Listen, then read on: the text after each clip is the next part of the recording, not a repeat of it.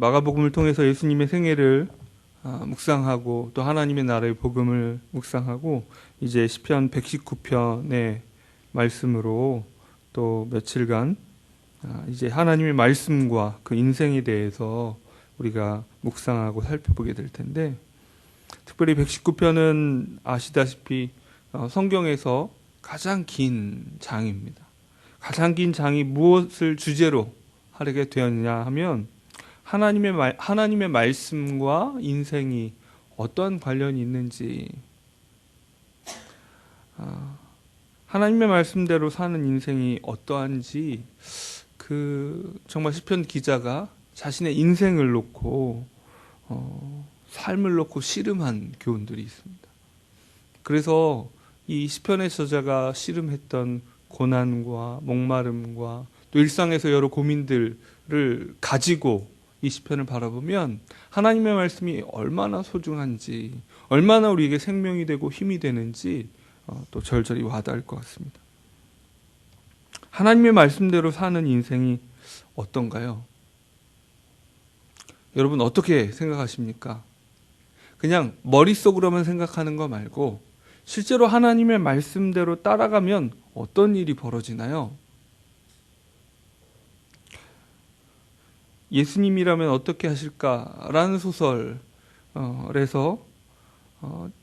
정말로 말씀대로 예수님이 원하시는 것이 무엇인가를 생각하며 살아가는 삶이 무엇일까를 이제 생각하며 써놓은 소설에는 그대로 했을 때 그 자신과 주변 사람들이 이제 당황하는 상황들이 나타나는 것들을 묘사하기도 합니다. 말씀대로 사는 인생은 미련한가요? 손해만 보고 사나요? 고난 속에서 그저 약함을 자랑으로 삼다가 속된 말로 찌질하게 쓰러져 가나요? 꽉 막혀 있는 것 같나요? 손에 잡히지도 않는 소망을 바라보다가 끝나는 인생일까요? 비현실적으로 보이나요? 오늘 시편 119편의 말씀, 특별히 119편은 각 8절이 한 연입니다. 성경에는 그렇게 나누어져 있지 않지만 8절이 한 연이에요. 한 연이라는 건 뭐냐면 1년은 1절부터 8절까지인데 거기는 히브리 알파벳으로 첫 번째 알렙, 영어로 말하면 A에 해당하는 단어로 다 시작이 됩니다. 그러니까 두 운이 맞춰져 있는 거죠.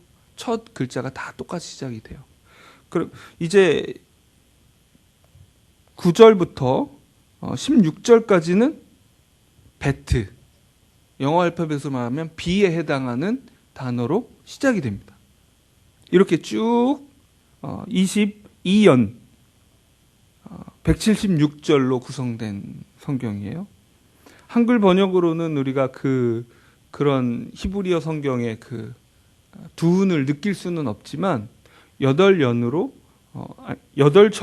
한 연으로 구성되어 있다는 사실을 생각하시고 한 연이 한 주제가 이렇게 쭉 통과하는 주제가 있도록, 물론 119편 자체가 하나님의 말씀에 대한 주제를 가지고 있지만 한 연이 한 주제가 되도록 그렇게 돼 있다는 것을 염두에 두신다면 좋겠습니다. 특별히 첫 번째 알렙 연, 첫 번째 연은 그 주제가 이 1절, 이 119편 전체를 관통하는 주제를 설명하고 있는데, 우리 한번 1절 한번 읽어볼까요? 시작. 행위가 온전하여 여호와의 율법을 따라 행하는 자들은 복이 있으며.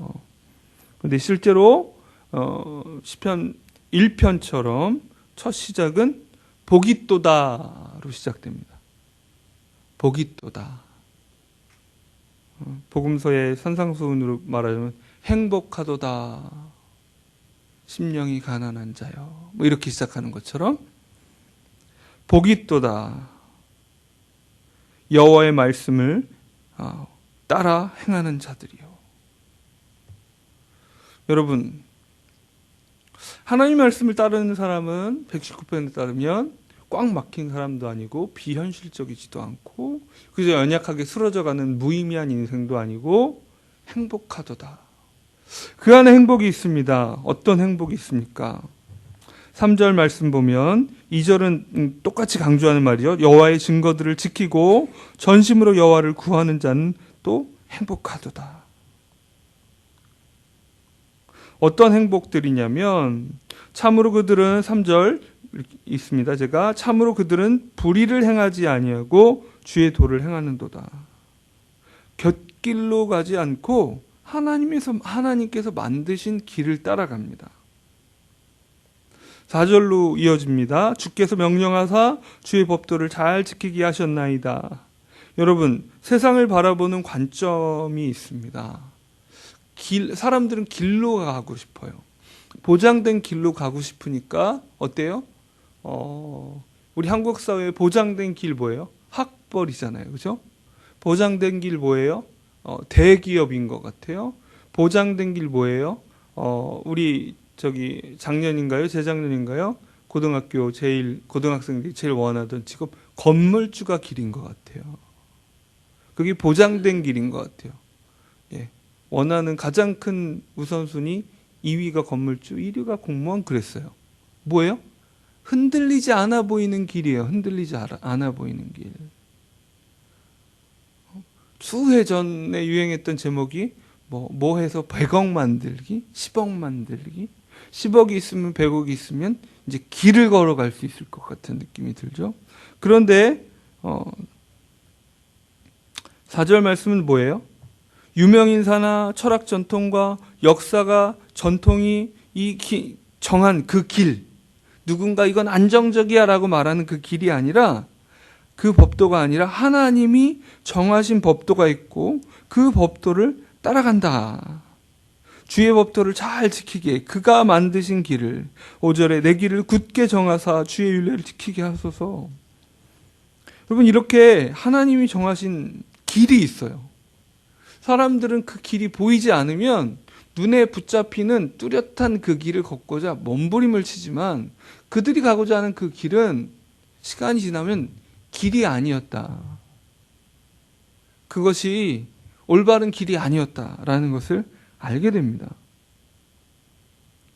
그러면 진짜 우리가 나는 이 나이 되도록 이것도 못했나? 이런 생각을 가질 수 있고 허망한 시기를 가지는 경우들이 있는데, 그러면 인생의 실패와 수치가 어디 있습니까? 6절에 보면 내가 주의 모든 계명에 주의할 때는 부끄럽지 아니하리다. 여러분, 인생의 실패와 수치는 다른 데 있지 않습니다. 내 또래, 내 나이에 내 친구들이, 내 주변 사람들이 이룬 것만큼 이루지 못한 것이 수치가 아니고, 그 사람들에게 인정받지 못하는 것이 수치가 아니고, 하나님의 말씀을 따라가지 못한 것이 수치입니다.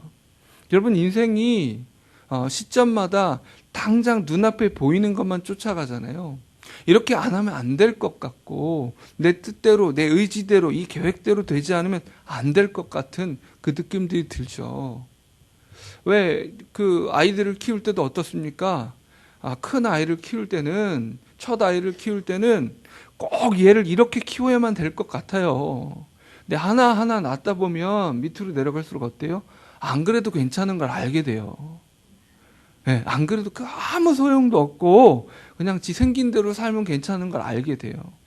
이제 저는 손주 보고 이러지 못했지만 어르신들 보면 어떻습니까?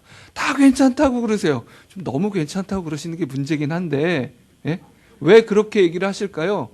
그냥 걔들 하고 싶은 대로 해도 큰 문제가 없더라는 걸 인생 연륜을 통해서 배우는 거죠.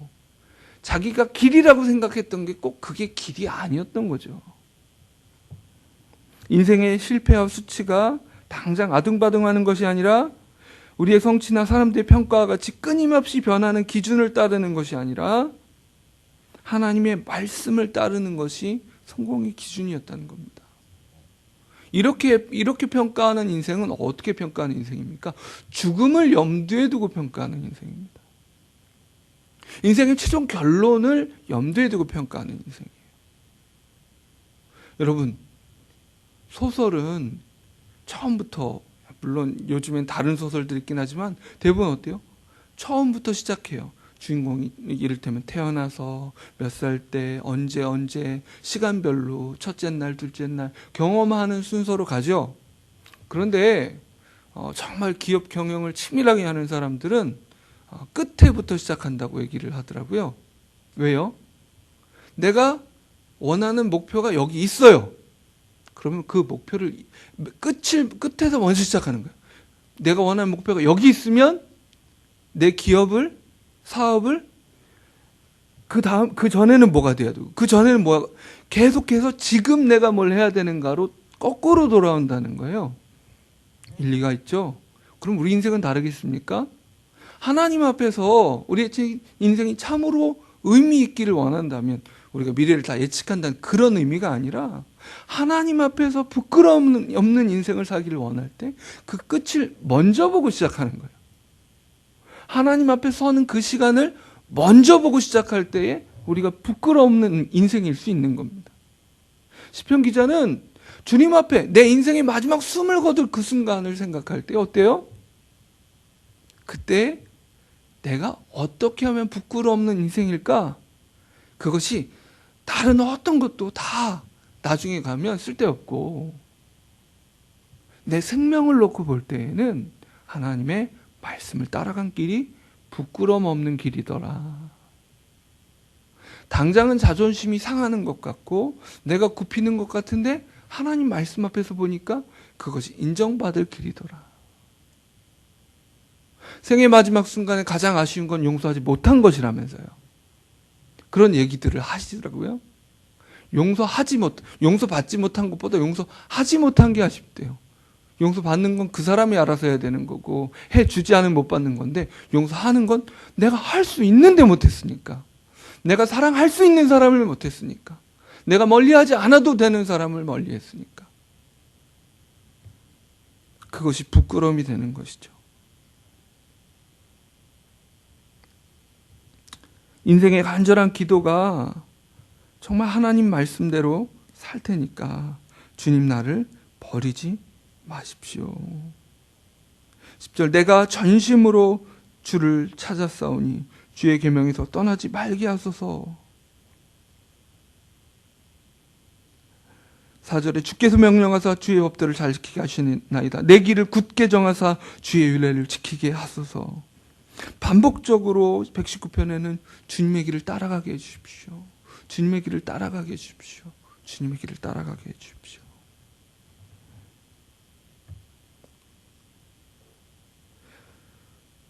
베트연에는 하나님 말씀에 대한 다양한 추구가 나옵니다. 좀 양이 많으니까 좀 빨리 보면 9절, 11절 같은 경우엔 청년이 무엇으로 그의 행실을 깨끗하게 하리까? 주의 말씀만 지킬 따름이니이다. 11절 같이 읽어볼까요? 시작. 내가 주께 범죄하지 아니하려 하여 주의 말씀을 내 마음에 두었나이다. 정결함과 범죄를 피하기 위해 말씀을 두고 따르는 것입니다. 여러분, 우리가 대부분 우리가 너무 단순해요. 너무 단순해요. 상처가 되고 힘든 일이 있으면요, 그 일만 반복하지 않으면 될 것 같아요. 이런 얘기를 많이들 해요. 한두 사람이 하는 게 뭐 우리 자신도 하죠. 부모님이 너무 많이 막 때렸어요. 예를 들어 엄해가지고 막 때리고 그랬어요. 그러면 자녀를 어떻게 키워요? 그렇게만 안 키우려고 해요. 무슨 얘기인지 아세요? 엄하게 안 키우면 아무렇게나 키워도 되는 거예요. 내가 싫어하는 이것만 아니면 다 돼요. 여긴 더 나쁜 것들이 있는데 애들을 방치하거나 오냐오냐 하거나 한 또 다른 정반대 방식으로 망쳐놔요. 그런데 우리가 죄악에 빠지지 않으려면 내가 경험했던 싫은 걸 하지 않은 것이 아니라 올바른 걸 해야 돼요. 자녀 양육을 잘 하려면 올바른 길을 따라가야지 부모님이 하신 대로 혹은 부모님이 하신 것만큼은 내가 안 하겠다. 똑같이 망치는 길입니다. 하나님의 말씀을 따를 때 우리가 더럽혀지지 않는 것입니다. 10절과 12절 다시 한번 떠나지 말게 하소서. 또 12절 한번 읽어볼까요? 시작. 찬송을 받으실 주 여호와여 주의 율례들을 내게 가르치소서. 가르쳐 주십시오. 저 좀 알아야 되겠습니다. 알지도 못하네요. 이렇게 또 기도하고 있습니다. 또 어떻게 사랑하냐면 13절에는 주의 입의 균례들을 나의 입술로 선포하였으며, 그냥 말씀을 그냥 암송하고 그것이 아니라 말합니다.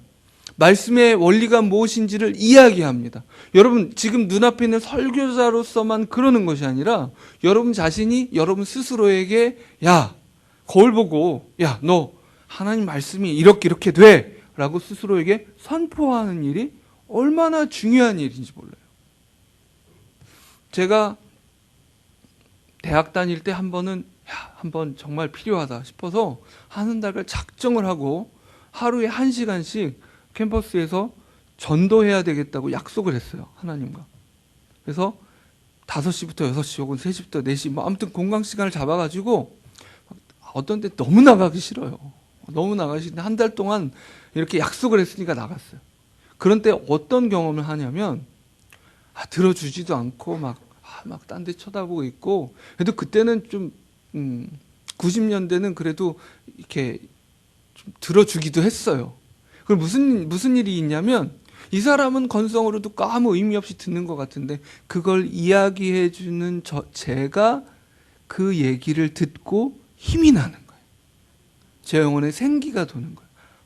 이런 놀라운 힘이 있구나. 복음을 내가 전한다고 생각하는데 그 시간에 내가 듣고 있는 거예요. 복음을 선포하는 자들이 복음을 놓치지 않습니다. 또 내가 모든 14절 모든 재물을 즐거움같이 주신 것들의 조를 즐거워했는다. 말씀의 기쁨을 붙잡습니다. 16절에는 주의 말씀을 잊지 않겠습니다라고 결단합니다. 여러분 이 두 번째 연 베트연에 있는 끊임없이 말씀 앞에 있고자 다양하게 노력하며 몸부림치는 이 모습들을 우리가 보았죠. 세 번째 17절에서 24절 김멜연에는 특별히 고난의 인생 속에서 말씀을 붙잡는 사람을 보게 됩니다. 17절에 주의 종을 후대하여 살게 하소서. 지금 생명이 달린 사람이에요. 살게 하소서. 또 19절에는 나는 땅에서 나그네가 되었사오니 주의 계명들을 내게 숨기지 마소서. 이게 저도 외국인으로 타국에서 살아보니까 이게 불안정한 삶이에요. 뭔가 확실한 게 필요해요. 근데 나그네로 살다 보니까 확실한 걸 구하는데 그때 이 시편 기자가 발견한 게 뭐예요? 말씀이 이 나그네 불안정한 삶을 붙잡아 주더라는 거예요. 그 아브라함의 삶이, 이삭의 삶이, 야곱의 삶이, 그 불안정한 삶이 남을 속여 먹어야만 될 것 같고 그냥 끊임없이 위협을 하면 도망가야 되고 양보해 주는 것 같은데 밀려나는 것 같은 그 삶이 말씀의 약속이 붙잡아가고 말씀에 이끌어가는 그 삶을 사니까 수많은 우여곡절들이 있는데 하나님의 약속은 정말 그 담목사님 설교 제목처럼 말씀은 제 길을 가니까 그 말씀에 붙잡혀 있는 그 인생이, 나그네 인생이 그 하나님께서 주신 길을 가게 되더란 말이에요. 22절 23절엔 더 무서워요. 비방과 멸시를 내게서 떠나게 하소서. 그냥 비방과 멸시가 아니라 23절엔 고관들로 앉아서 나를 비방하여 싸우나. 이게 권력자들이, 힘 있는 사람들이 막 힘들게 만드는 상황. 그 상황에 시편 기자는 어떻게 해요? 주의 종은 주의 율례들을 작은 소리로 읊조렸나이다. 중얼중얼. 그 모든 쫓기는 그 순간에 하나님의 말씀을 암송하고 읊조리고 묵상하고 있는 거예요.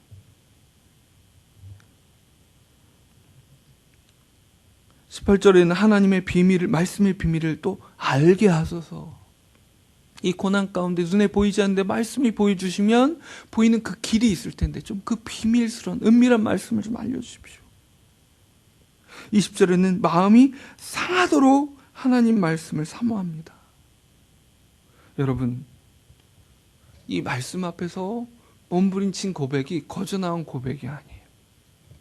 여러분, 어떻게 이 말씀을 오늘 붙잡으시겠습니까? 그런데 우리가 알죠. 말씀 따라가면 되는 거 알죠. 그게 길인 게 알죠. 죽기 전에는 그 말씀 따라가지 않은 모든 순간만 후회할 줄 알죠. 마치 손으로 모래를 잡는 것과 같아서 내가 했던 수많은 성취와 수많은 의미 있다고 생각하는 것들이 다 소나기를 빠져나가겠지만 하나님 말씀을 따라간 그 모든 순간만 하나님 앞에 찬란하게 빛날 것을 알죠. 그런데 못 따라가니까 문제잖아요. 내 몸이 그걸 복종하지를 못해요. 말씀을 쳐서 복종시킨다? 내가 나를 쳐도 내 몸이 복종을 안 해요.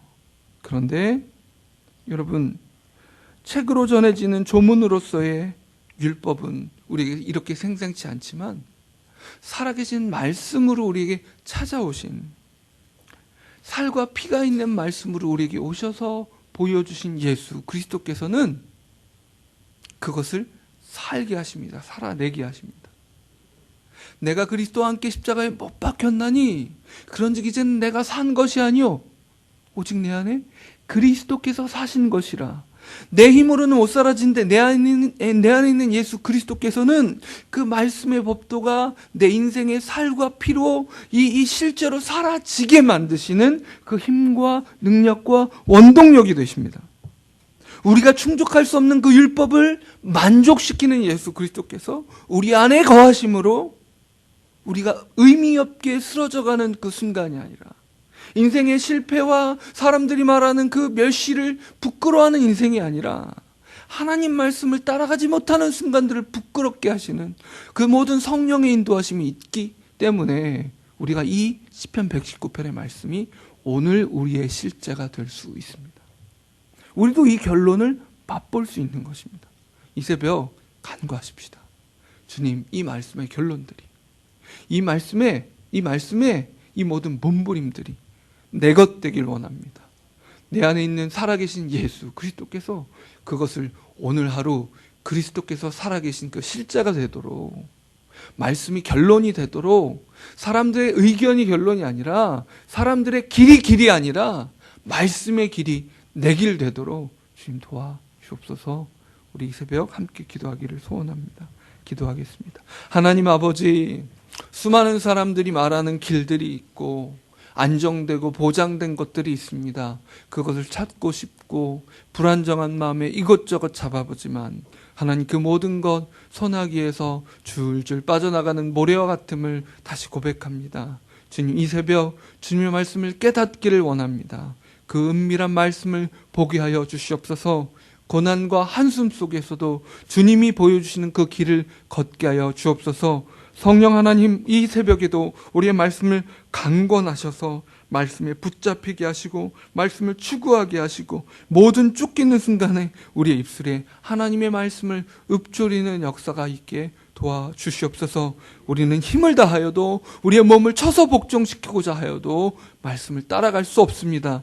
그러나 실로 살아계신 말씀 되신, 육신이 되신 그 말씀이신 예수 그리스도께서 내 안에 살아계셔서 날마다 그 말씀을 충족시키며 그 율법을 만족시키며 완성시키며 말씀이 실제가 되는, 말씀이 결론이 된 역사를 오늘 하루도 주시옵소서. 예수 그리스도의 이름으로 기도합니다. 아멘. 하늘에 계신 우리 아버지여,